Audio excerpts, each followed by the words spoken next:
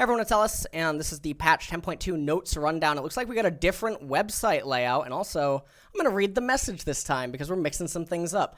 Hi friends, what's up? How are your resolutions holding up? Do you really think you'll be able to get out of silver this year? I hope so. I hope so too.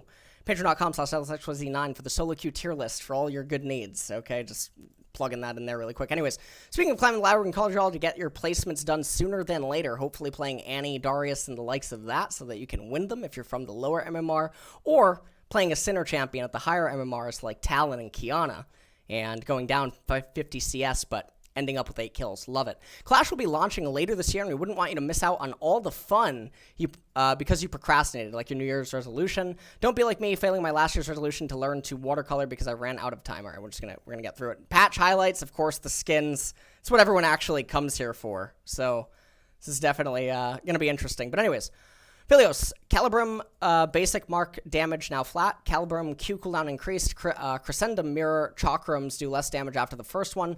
Severum onslaught damage ratio decreased. Calibrum the sniper rifle basic attack mark damage 20 to 40 plus 0.3 bonus attack damage levels 1 to 9 to 15 plus 0.2 bonus attack damage. Q cooldown 9 to 6 seconds levels 1 through 9 to 10 to 8 seconds levels 1 through 9. So, obviously, this is Aphelios hits, Crescendum, the Chakram, basic attack damage 130 to 260% total AD, Mirror Chakrams 1 through 10 to 130 to 223% total attack damage, Mirror Chakra, okay? Severum, the Scythe Pistol, 10 to 30 scaling to plus 0.35 bonus AD per hit, to 10 to 30 plus 0.3 bonus attack damage. So this one, obviously, this is the least, or, I mean, this is big, but all of these changes I don't think is going to gate Aphelios. I think that these are obviously fine. The largest one is, like, this is actually kind of bad. To lose 41% total AD on your damage, it obviously does feel pretty bad because it's total AD. So the Aphelios changes, I'll be honest, I've played with him a lot, but he's one of those champions that you have to, like, personally play to really understand what it is that is going on. All that I know is that he's definitely broken.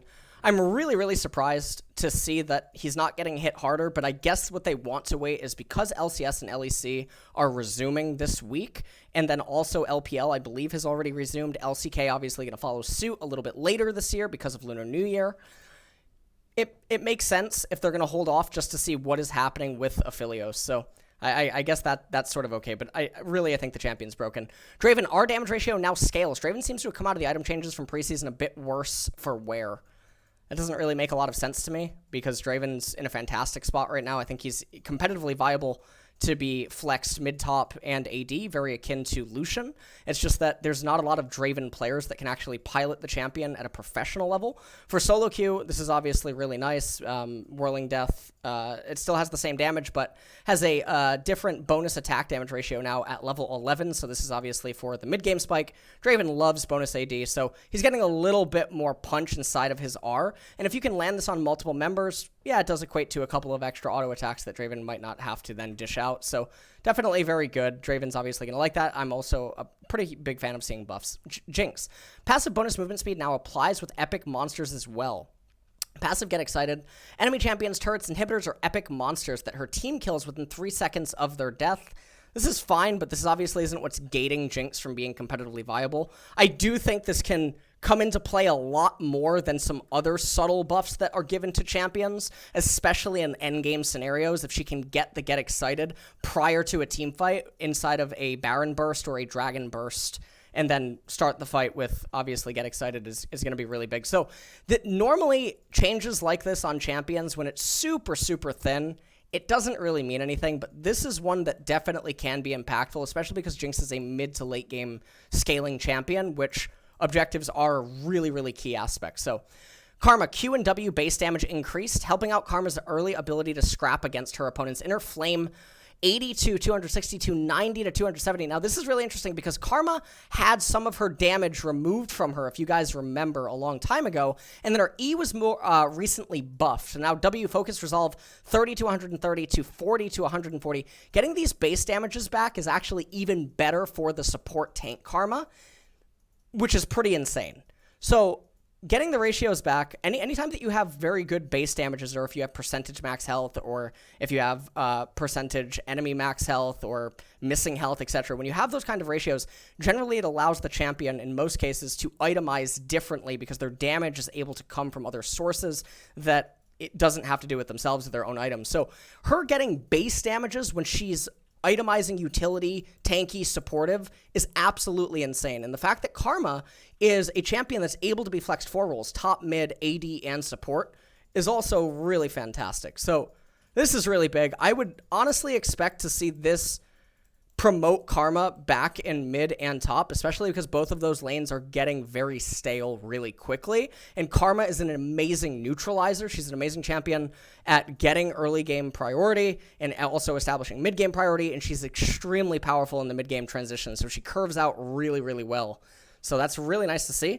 Lulu, base armor and attack damage rounded up, equal down decreased. So she almost gets 1 armor, which, okay. Attack damage, barely anything. That doesn't really matter. Help picks, 10 seconds to 8 seconds. This is really big once you end up getting max CDR. But this is really big early on when she doesn't have a lot of CDR. This is more so promoting mid and top Lulu, but mid and top Lulu doesn't really have the damage. And if you're picking mid and top Lulu, unless there's some other reason for doing it, more often than not, Karma is just going to be a better champion in her place. Almost always. So that's obviously going to be a little bit sad for Lulu. If they had given her damage or AP ratio buffs or anything in addition to this, I would actually say that maybe it could make Lulu return to mid and top. But more often than not, this probably isn't going to propel her enough because outside of like hyper carrying with Lulu down in bottom lane, people tend to have forgotten that Enchanter and range supports exist, even though I think that the mages are the best supports in the game. Nautilus Q base damage decreased. Dredgeline 80 to 280 to 70 to 250. Nautilus has received quite a few buffs over the last half year, or nerfs over the last half year. So seeing him miss even more damage is obviously pretty bad. Combining everything, it's putting Nautilus in a worse spot. People are still going to pick him. You will see him in LCS, LEC, Korea, and LPL, even though there are better champions to pick. People are probably just way too comfortable with playing him. They've been practicing him for the last year now, and he's just a meta staple that people are not going to give up over this kind of a nerf. Qiyana, W passive attack speed now scales. Qiyana strengthened the jungle. What? Was making it difficult to keep her in check since she was such a reliable flex pick in pro play. The jungle is her worst role. What makes Qiyana obnoxious is that she clears the wave in 2 seconds and then roams for 30, 40 seconds with Moby Boots and has insane numbers, so she gets kills. So in solo queue, she's a menace. She's an absolute menace in solo queue. But in competitive, she's able to be controlled. And she's a decaying champion against certain team compositions if they draft against her correctly. So to see this, I just feel like whoever submitted this is completely out of touch with everything pertaining to Qiyana, but also W Terra Shape has, we can read it. 20% to 5 to 25%. Okay. Sona, Eve's self-movement speed now flat and increased. Self-movement speed 10 to 14%, plus 0.3 per 100 ability power to 25%, plus 0.04 per 100 ability power. This doesn't really matter. Sona will always be picked when they want to do the Sona X team compositions. This type of a change doesn't propel her to somehow being magically viable as a standalone support champion.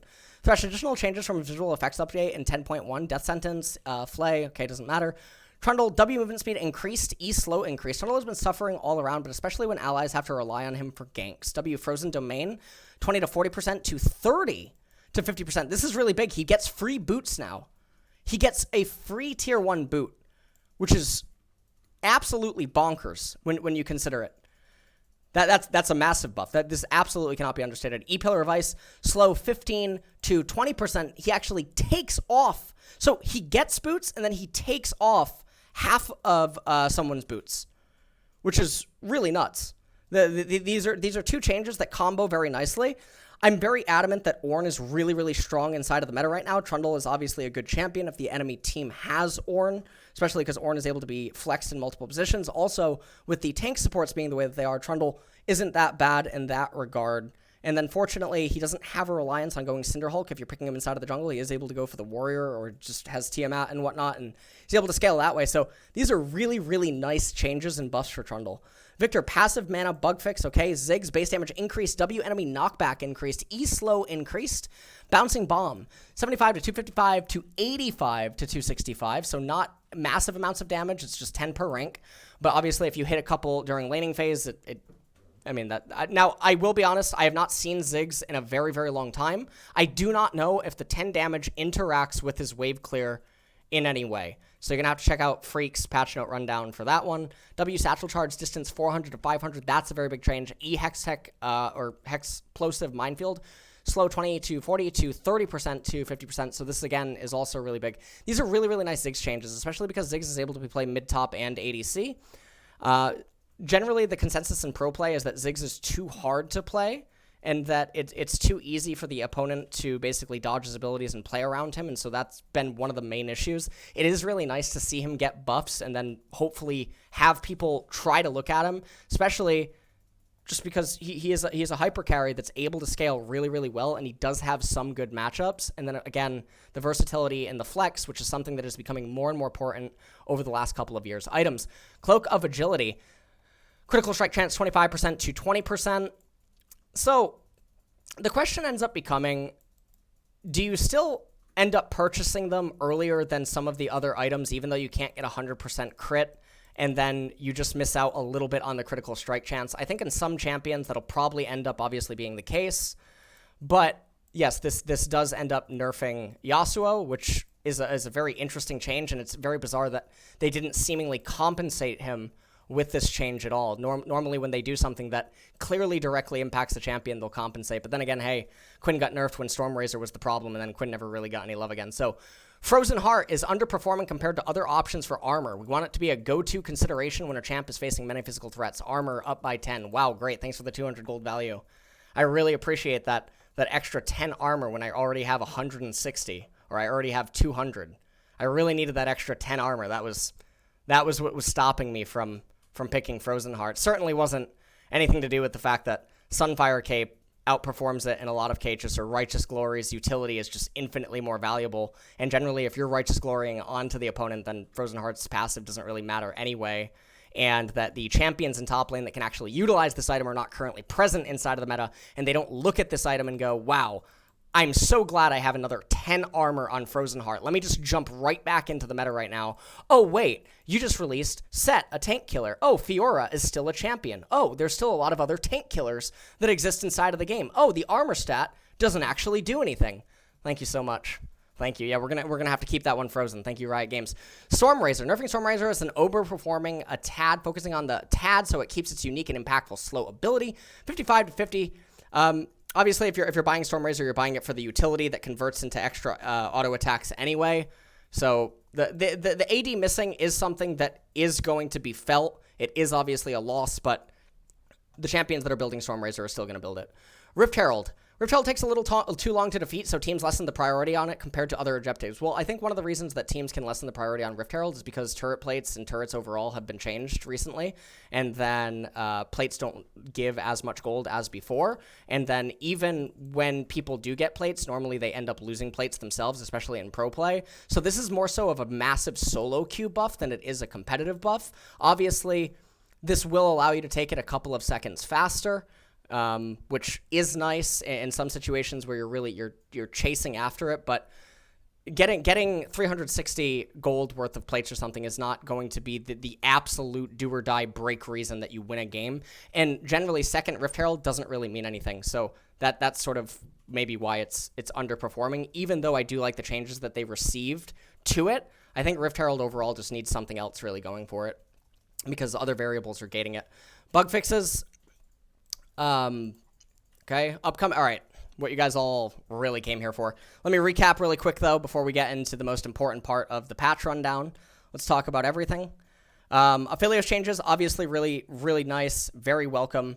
He's a menace inside of solo queue. He's extremely, extremely powerful. We'll see what ends up happening at LCS, LEC, China, and then also Korea. But I do agree with the nerfs and the changes. Draven, A very welcome buff. I do like it. Still doesn't change the fact that most players can't play Draven, and even more so, mids and top laners most certainly can't play Draven in most cases. Jinx, the get excited change is actually very big, especially because I do think that Jinx is competitively viable, and the reason that you would be picking her is for mid and late game, so very nice change. Karma, I think I'm going to give the change of the patch. Karma change is really big because it has potential to be meta-changing, especially if it acts as a placebo that causes pro players to start playing her again. It's extremely low base damage, but it's noticeable enough. You're going to cast this on your opponent several times inside of the lane, and that damage is going to add up quickly. And for the way that Karma itemizes, it's really big. Lulu, swing and a miss. Nautilus, I mean, it's not going to stop people from picking Nautilus as a mainstay. This is more so a solo queue nerf than it would be for competitive and in a controlled environment. And so, sort of whatever, I think there's a lot of other better supports. The Kiana change is just, you're completely detached. I have no idea. I actually just don't have words.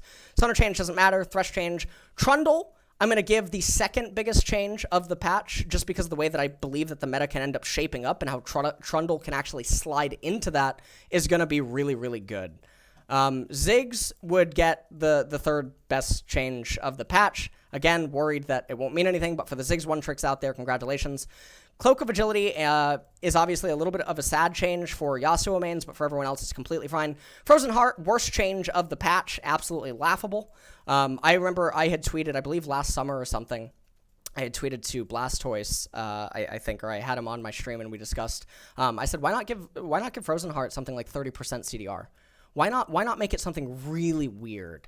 That way, you could maybe do something really tricky. You could go Transcendence, and then go Frozen Heart, and then by the time you complete Frozen Heart, you're 40% CDR very, very early.